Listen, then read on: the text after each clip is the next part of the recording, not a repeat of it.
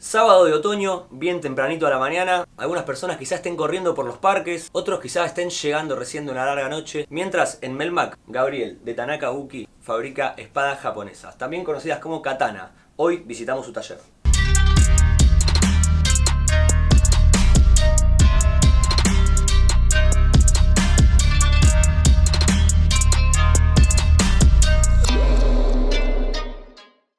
¿Qué llevó a tu vida antes? ¿La cultura japonesa, la herrería? ¿Cómo fue? Primero empecé desde los 8 o 9 años, empecé artes marciales, como todo chico en esa época, tengo 47, así que... Y me fue llevando un poco a descubrir lo que era la cultura japonesa, las espadas, las armas. Empecé haciendo judo, karate, taekwondo, y después comencé en Bushinkan ya en el año 89, después en el 94 retomé, y en el 96 viajé a Japón. Y ahí me abrió un poco más la cabeza a ver piezas, a ver la cultura, y cuando volví empecé a hacer de a poco armas cortas, que se llama más que nada cuchillo, dardos para lanzar, las estrellitas ninja, las clásicas estrellitas ninja. ¿Shuriken? Los shuriken o shaken de rueda arrojadiza. Después, en el 99 que volví a Japón, tuve la posibilidad de ver ya piezas originales allá, y después arranqué solo a probar. Ensayo-error. Prueba y error, porque en esa época no había YouTube, no había Claro. nada. Y al principio que eran para vos, para amigos. Al principio empecé a hacer para alumnos, amigos, hojas sin filo, porque muchas disciplinas de artes marciales, como Iaido, diferentes escuelas de Iaido, practican con hojas sin filo. Que lo interesante de esto es que en Japón todas las hojas sin filo son de aluminio, por una restricción que tienen de que vos no las podés afilar. Porque cuando vos haces una hoja de verdad con filo, necesitas que tenga temple, que para endurecer el metal. Y yo no me quería meter en eso. Empecé con los Yaito. Yaito es una hoja de práctica, una espada para Yai que es desenvaine, que es sin filo. Y ya empezó la gente a pedirme, che, haceme algo con filo, che, haceme algo con filo. Pero bueno, entonces ahí empecé a probar el tema de los temples. A ver, básicamente lo que tiene una katana tradicional es una dureza solamente en el filo o mayor dureza en el filo, que se llama hamon, y el lomo más blando. Más allá de la curva que tiene que tener una diferencia de espesor, o sea, en la zona donde va el guardamanos, ponele, tiene 7 milímetros, se tiene que afinar hacia la punta y tener 4,5 más o menos. Y en la altura, si tiene 30, más o menos tiene que tener 27. Eso justamente es para darle balance. Y hacia atrás es lo mismo. Y vos pensás que una hoja se tiene que desenvainar y cortar. Y tiene que ser usable, no tiene que ser un bodoque. El tsuka, que se llama tsuka al mango, tiene un trenzado. Ese trenzado tiene que estar bien hecho, tienen que estar todos los cruces alternados, y tiene que empezar de un lado y terminar al mismo lado, el enrollado. ¿A qué voy con esto? La espada japonesa se usa del lado izquierdo. En realidad tuvo una historia de por qué se usa la espada, porque se supone que los japoneses usan la espada siempre con la mano derecha. Hoy por hoy, si vas a Japón y bajas de un subte, cuando vos te cruzas con otra gente, vos vas de tu derecha y ellos van de su derecha y se cruzan por su lado izquierdo. Hasta donde yo recuerdo en Japón, cuando me lo comentaron, ese estilo de tránsito se mantiene porque viene de cuando se cruzaban dos samuráis.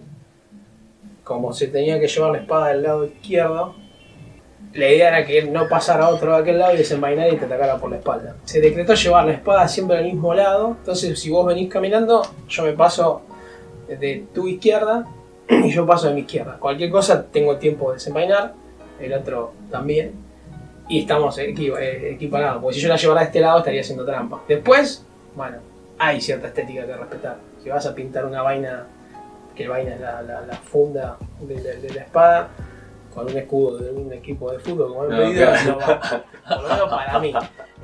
¿No rechazaste? Sí. Y como siempre digo, la pieza mía la puede ver una persona que no sabe, lo puede ver una persona como ha pasado al Museo Armas de la Nación. Entonces yo quiero hacer una pieza lo más parecido a una espada japonesa. Y que te represente a vos, porque y que la persona que entiende diga, bueno, este pibe más o menos va por buen camino. Ese es el objetivo mío. No puedo hacer una espada japonesa porque ninguna espada hecha fuera de Japón se considera espada japonesa. Eso partamos de la base. Lo que hacemos acá en Argentina, lo que hacemos katana, son réplicas. Por más que cumpla todos los parámetros y fabrique esto de acero, no es una katana, porque la única katana, o shinken, como se le llama, es la espada que está hecha en Japón.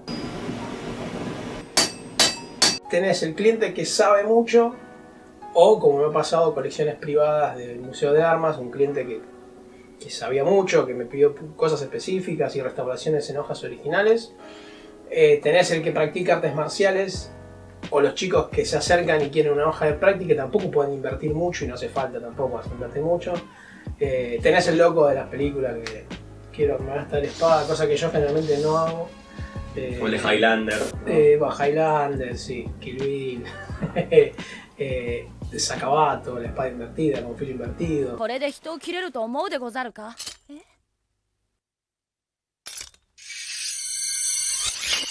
何これ、歯が逆についてる。酒場刀でござる。 También está el loco que ha mandado alguna vez un email diciéndome que vivía en Lanús y necesitaba una espada para llevar en la espalda, toda negra, porque la inseguridad. Obviamente lo descartás al toque, o sea, nada, hay de todo. La realidad es que no es una espada para defensa, es una pieza artística para cortar y practicar. Bueno, imagino, Gabriel, que se te acercarán clientes con quizás algunos mitos alimentados por el cine, por la cultura pop. Sí. ¿Has tenido que refutar alguna teoría muy medio errada? Todos los días te la pasás refutando teorías.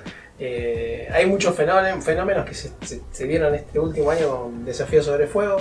Los enviaremos de vuelta a sus talleres para que recreen un arma específica y emblemática de la historia. La katana larga. Por ejemplo, un reality. Un reality que está el de afuera y el de acá. Y la gente se acerca y pregunta. Está bueno porque hay mucha difusión a la cuchillería. Se acercan queriendo también hacer como lo hacen en el programa. En una hora. En una hora quieren hacer un cuchillo o una espada. ¡Últimos 5 minutos, forjadores! Y bueno, un poco le tenés que explicar, mira, no, eso es un reality. Está el atractivo de la locura, de que compiten 4 pibes y de que hacen algunas piezas muy buenas y el desafío que le hacen después, pero hay cosas en el fondo que no se muestran, que tenés que andar comentándole a la gente, no, mira, se hace un revenido, podés mejorar la pieza, porque en 6 horas es una locura. Tuvieron 6 duras horas de trabajo. Después del temple, cuando vos templás el cuchillo o la hoja, que es lo que le da dureza, es llevar la pieza a una temperatura promedio, depende del acero, de 800, 840 grados, 770, meterla en agua o aceite. Ahí lo que haces es la estructura martensítica del acero, que es la que logra dureza, te genera lo que es justamente lo que hace el filo. Eso después tenés que ablandarlo. Se hace el revenido, que es ponerlo en un horno a 250 grados, 300, depende de lo que te dice el fabricante y depende de lo que vos quieras. Porque si vos cuando la templaste la querés usar, se te rompe, queda como vidrio. Obviamente queda dura, pero se te cae el piso como mucho que ha pasado y ¡cling! Se rompe. Entonces tenés que meterla en el horno 1 hora y media, 2 y dejarla enfriar y eliminar todas las tensiones. Eso en el programa no te lo muestran, pues no hay tiempo. ¿Llegás a relajarte y ver por ahí una coreo con katanas sin indignarte ni una vez? Ponele. Sí, depende cuál, pero es entretenido. Si lo ves desde ese lugar, sí. Si te vas a poner en puritano. O sea, yo cuando estuve en Japón, las fotos que vi en libros de duelo de samurái eran 2 tipos con una espada cada uno clavada a la vez. Porque estaban los dos esperando, atacaba uno, atacaba el otro. A veces uno zafaba y el otro no. A veces los dos se incrustaban y quedaban los dos abrazaditos. Un hermoso cuadro. Pero si haces eso en una película, no dura nada la película. Claro, sí. Bueno, Gabriel, ¿mito o realidad? Parto una persona al medio con un katanazo, como en Kill Bill, o en 3 movimientos, 4 monos quedan desmenuzados. Hay hojas que, por ejemplo, están incluso a la venta en sitios de Japón. La hoja tienen el nakago, que es la espiga, generalmente la firma del forjador, y hay hojas que tienen del otro lado cuántos cuerpos cortaron. O sea, antiguamente se probaba, según los libros, la katana o el katana en cadáveres.